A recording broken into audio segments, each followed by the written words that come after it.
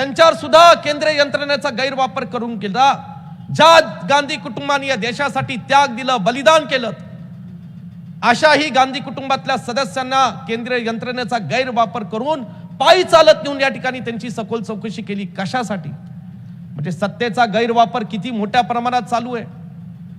आज या ठिकाणी लोकशाहीसाठी लढणाऱ्या नेत्यांचा आम्ही सत्तेत आहोत म्हणून आम्ही विरोधी पक्ष ठेवणार नाही, विरोधी पक्षातले खासदार 100-150 खासदार आम्ही सस्पेंड करू, पण लोकसभेमध्ये आम्ही दुसऱ्या पक्षांचं ऐकणार नाही, हे सुद्धा आज आपण या ठिकाणी दुर्दैवाने आज पाहतोय।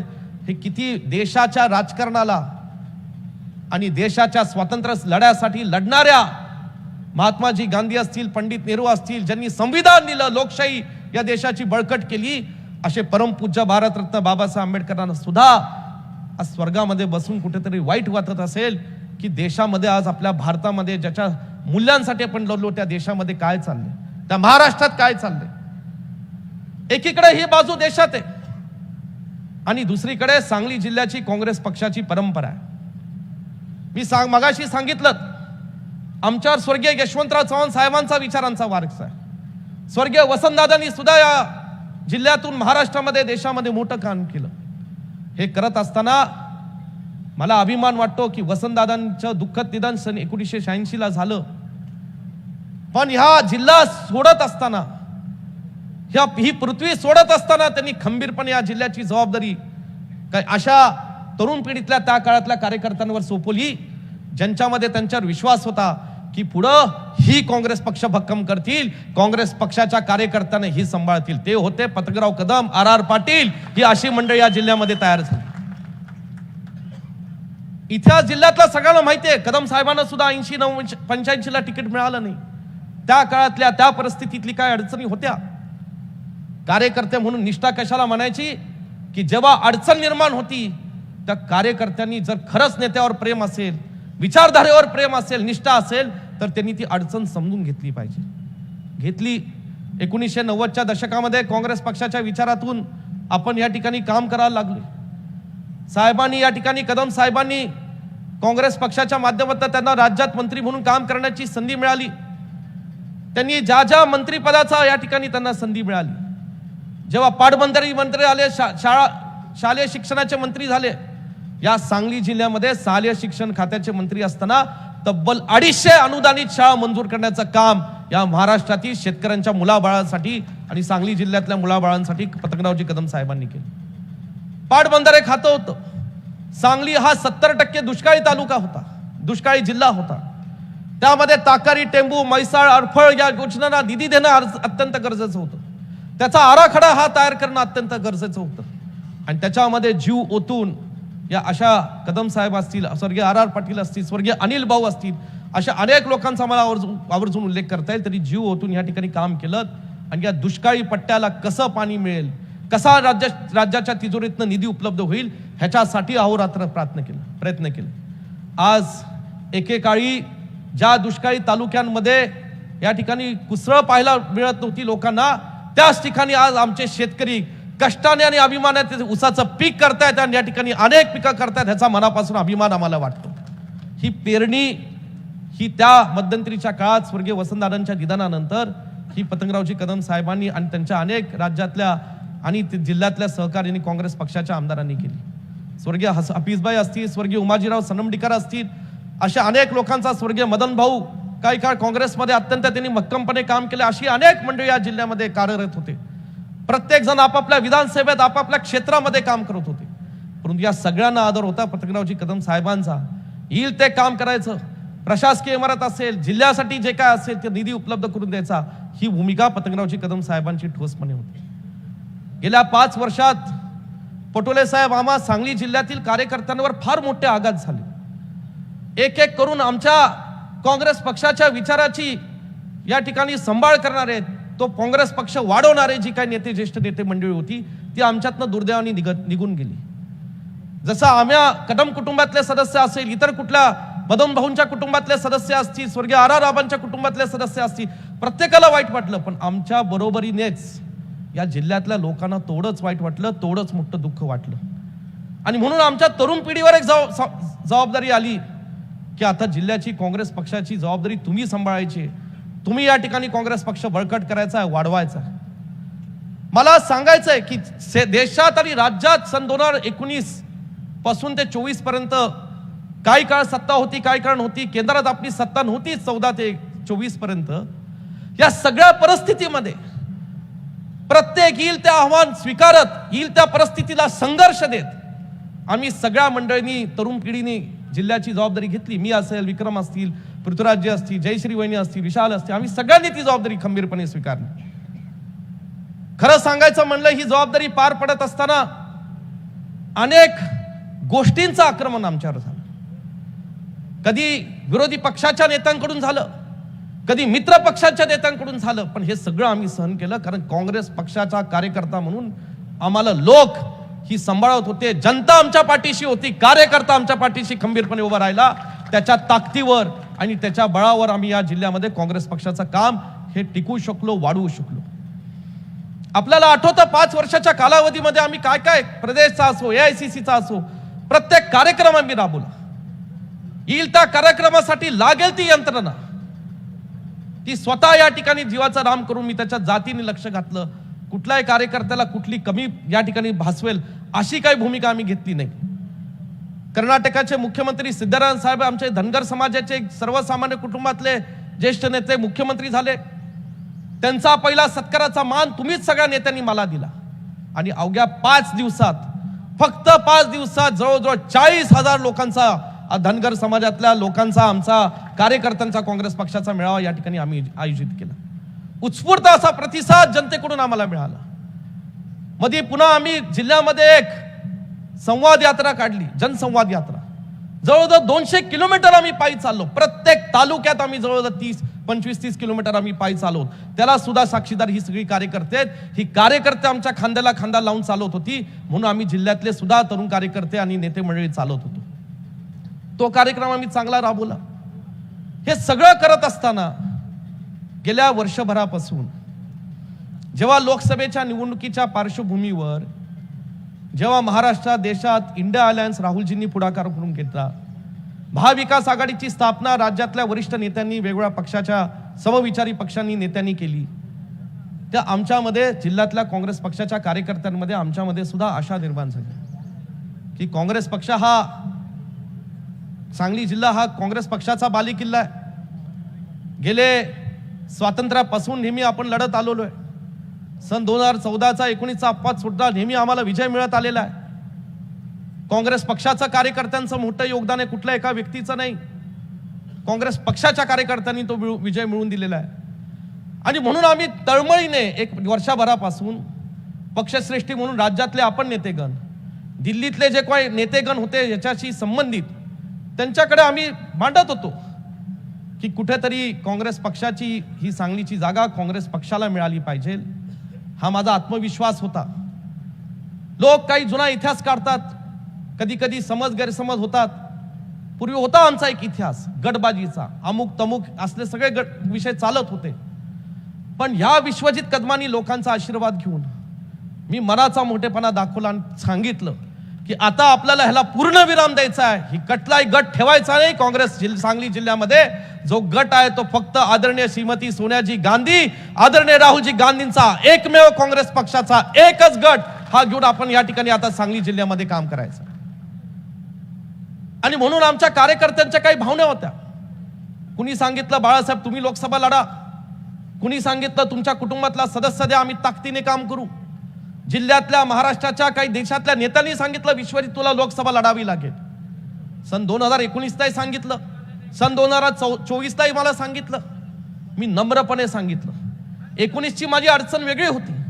ज्या पलूस कडेगाव विधानसभा मतदारसंघांनी 1980च्या दशकामध्ये स्वर्गीय पतंगरावजी कदम साहेबांकडे कुठलाही राजकीय वारसा नसताना, आर्थिक पाठबळ नसताना जेव्हा त्यांना साथ दिली, अशा माझ्या लोकांना मला वाऱ्यावर सोडायचं नव्हतं. म्हणून सन 2019ला मी निर्णय कळवला की मला विधानसभाच लढायची.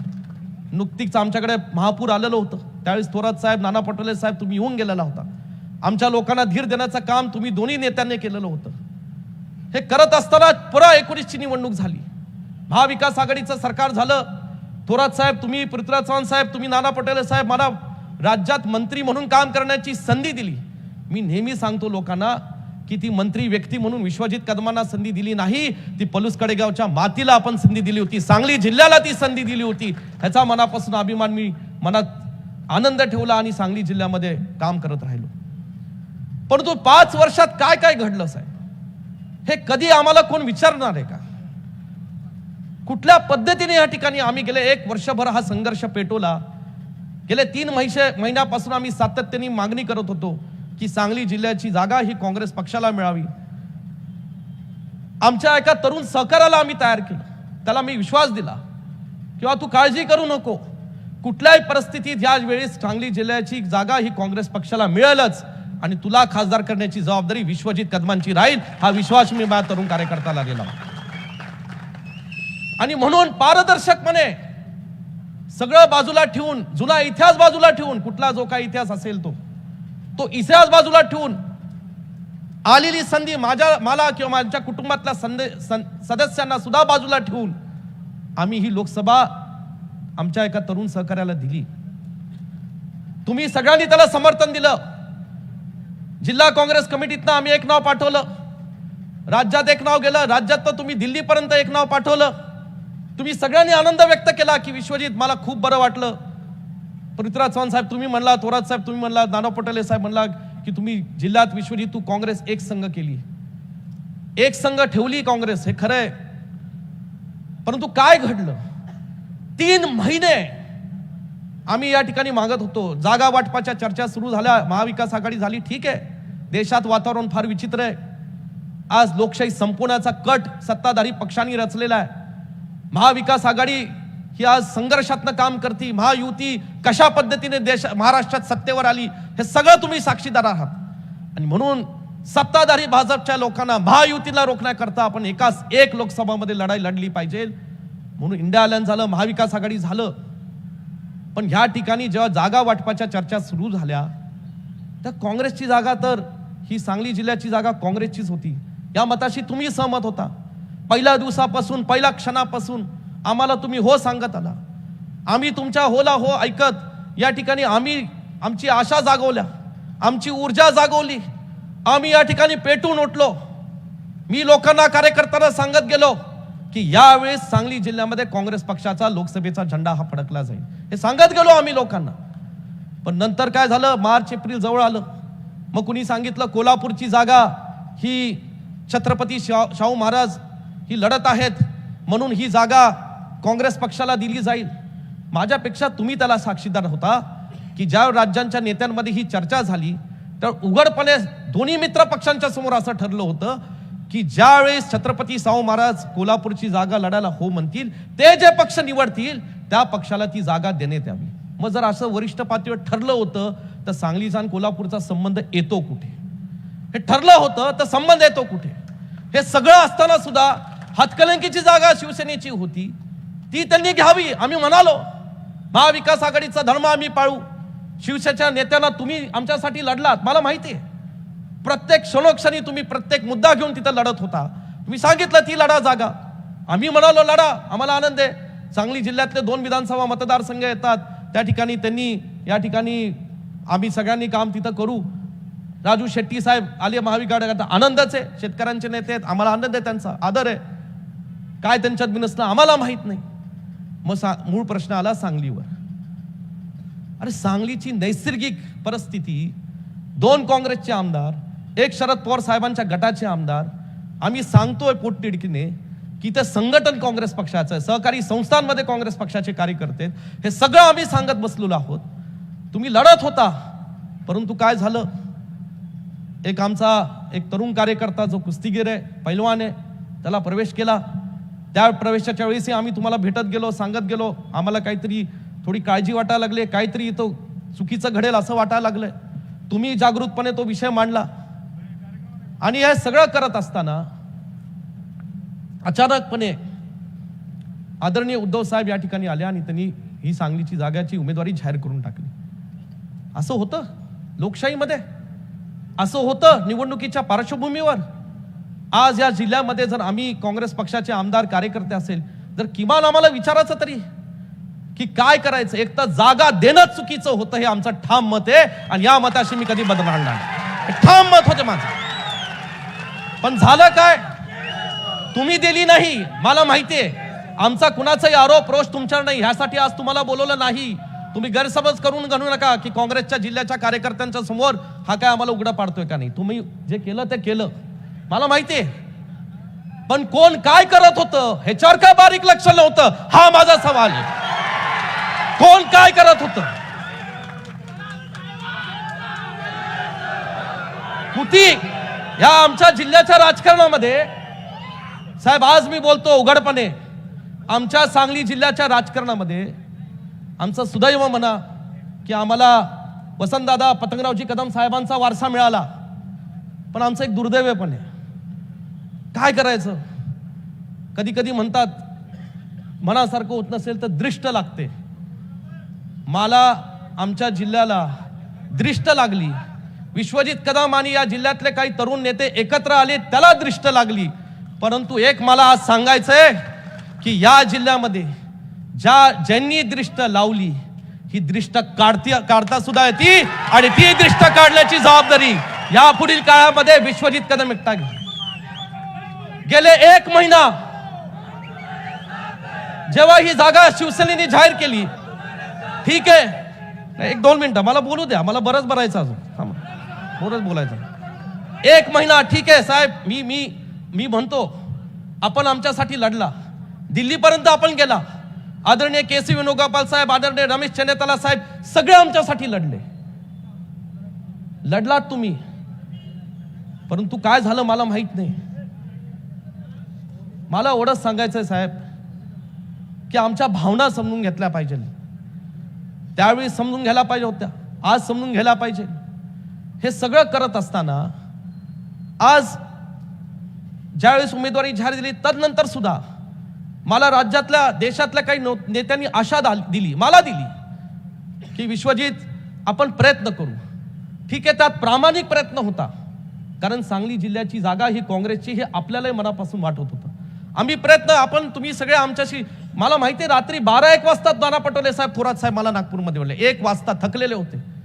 1 ते 2 आम्ही त्यांना जागं ठेवलं, आमचं म्हणणं मांडलं. दिल्लीमध्ये आम्ही रात्री भेटलो नेत्यांना.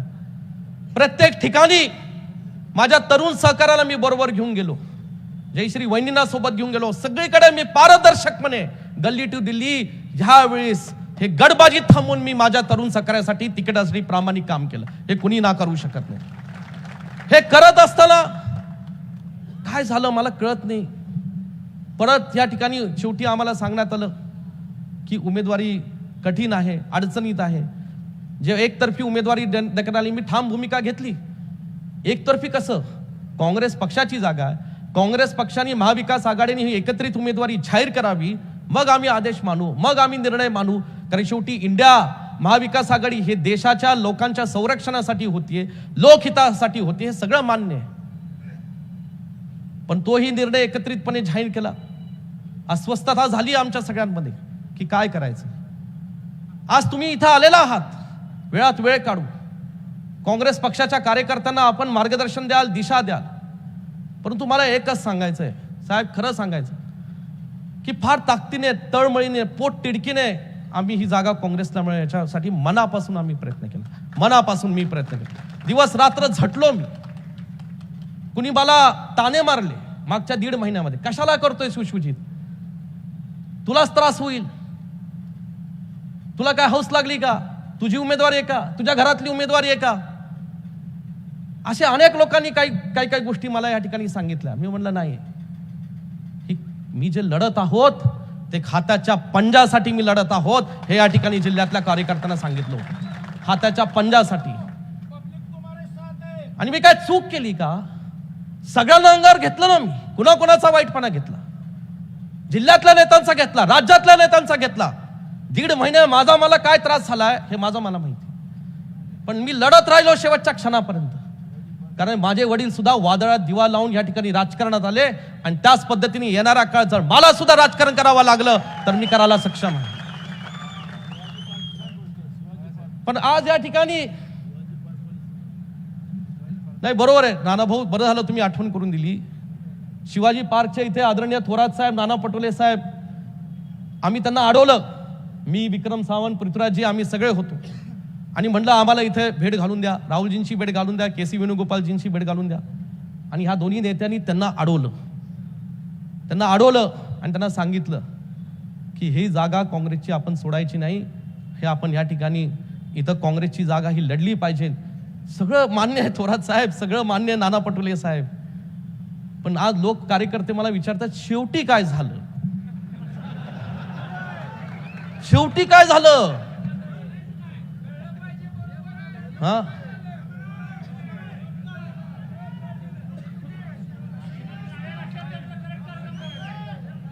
शेवटी असं झालं की लहानपणी आम्ही काय ते साप सीडीचा खेळ खेळायचो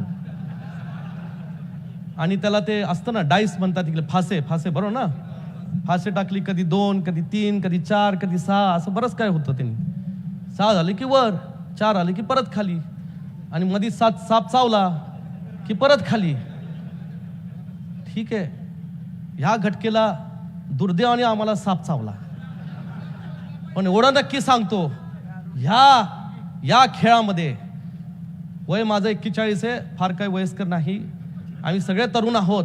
या खेळामध्ये तुमच्या आशीर्वादाने अंतिम विजय हा आमचा राहील, हा तुम्हाला निश्चितपणे सांगतो.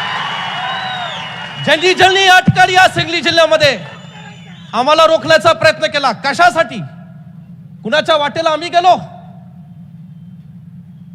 कदम साहेबांनी आमच्यावर संस्कार घातले, काँग्रेस पक्षाचे संस्कार आहेत की सरळ वाटेने राजकारण करायचं. अरे सरळ वाटेनेच करत होतो, पण साहेब काय झालंय मी आज जाहीरपणे सांगतो, कारण तुम्ही साहेबांबरोबर काम केलं तिघांनी, थोरात साहेब तुम्ही, पृथ्वीराज चव्हाण साहेबांनी, साहेबांचा स्वभाव माहिती आहे, तुम्ही खूप मनापासून कधी कधी सांगता. विश्वजित कदम साहेब फार सरळ होते, बरोबर आहे, सरळ होतेच, म्हणून कदाचित मुख्यमंत्री पद मिळालं नाही त्यांना, तर राहू दे, होते सरळ. आणि मी आमच्या लोकांना सांगतो, आमच्या लोकांना, सांगली जिल्ह्याला, आणि ज्यांनी इथे कट कारस्थान केलं त्यांनाही सांगू इच्छितो, पतंगराव कदमांचे सगळे गुण माझ्यात आहे, पण विश्वजित कदमांचे स्वतःचे पण काही गुण आहेत, आणि हे लक्षात ठेवा तुम्ही. आणि म्हणून या जिल्ह्यातल्या काँग्रेस पक्षाच्या कार्यकर्त्याला वारंवार सोडणार नाही. तुमचे सगळ्यांचे मला फोन येत होते, विश्वजित यातनं मार्गखार, विशाल पाटील या ठिकाणी आमचा तरुण सहकारी आता बंडखोर उमेदवारी करतोय. मी त्याच्याही पाठीशी त्या परिस्थितीने खंबीरपणे उभे राहिलो. तो 19 तारखेला 18ला माझ्याकडे आला, 17ला माझ्याकडे आला, 22ला 21ला रात्री आला. काँग्रेस पक्षाने, शिवसेनाने आमच्या विनंतीला मान देऊन, माझ्या विनंतीला मान देऊन ही सगळी नेते मंडळी राहुलजींशी बोलले, मी स्वतः राहुलजींशी बोललो, आणि राज्यसभेची खासदारकीची आम्ही तिन्ही पक्षांकडनं कबुली घेतली, 2 पक्षांकडनं, शिवसेना आणि या ठिकाणी काँग्रेस पक्ष. मी सांगितलं, अरे भावा नको या भानगडीत पडू, अपक्ष लढणं वेगळं असतं, या ठिकाणी लोकसभेला अपक्ष लढणं वेगळं असतं. काही लोक आज तुझ्याकडे प्रेमापोटी येत असतील, काही लोक ह्याच्यासाठी येत असतील, ह्याच्यात नको फसू. राज्यसभा काही वाईट नाही, आहे तसा खासदार फंड मिळेल, आहे तसा मान सन्मान मिळेल, तरुण वयात राज्यसभेत जाणं म्हणजे काही नाही, खासदार झालं हरकत नाही, पुन्हा पुढची लोकसभा कुठला कुणी आडवा येऊ दे, तुमच्या विश्वासाने त्या ठिकाणी तुला खासदार म्हणून निवडून देईल, हा शब्द मी दिलेला होता. ह्या नेत्यांचे आम्हाला आदेश होते, मी कुठलीही कसर सोडली नाही, कुणाला वाऱ्यावर सोडलं नाही, परंतु माझी ही जबाबदारी हाताच्या पंजापर्यंत होती. माझी जबाबदारी ही काँग्रेस पक्षाच्या जागेच्या उमेदवारीपर्यंत होती, काँग्रेस पक्षाचा खासदार निवडून आणण्यापर्यंत होती. आज मला सांगा साहेब, तुम्ही इथं तिन्ही नेते आलेले आहेत, जिल्ह्याचं वातावरण तुम्हाला माहिती आहे, तुम्ही तुमच्या पद्धतीने माहिती काढली, तुम्ही दिशा द्या, तुम्ही मार्गदर्शन द्या, इंडियासाठी, राहुलजींसाठी, महाविकास आघाडीसाठी. मी विदर्भात गेलो, मराठवाड्यात गेलो, आज अत्यंत चांगलं वातावरण महाविकास आघाडीसाठी आहे. तुमच्या सगळ्यांच्या नेतृत्वाखाली 35 जागा कदाचित महाविकास आघाडीच्या येणाऱ्या लोकसभेमध्ये निवडून येतील. मग पुढं काय? आज आमचा तोंडावरचा घास हा आमच्याकडनं हिसकून घेतलेला आहे. हे पुन्हा होऊन देऊ नका, मी तर होऊन देणारच नाही. कोण कार्यकर्ते, आज जेव्हा आम्ही कार्यकर्त्यांमध्ये जातो, लोक अनेक प्रश्न विचारतात कार्यकर्ते आम्हाला, अहो शिवसेनेने जागा घेतली, पुढे विधानसभेला होणार का, मग पुन्हा असं होणार का, मग मधीच ते नेते आले, त्यांनी सांगितलं ह्यांचं विमान कुठं जाईल, आता बोलू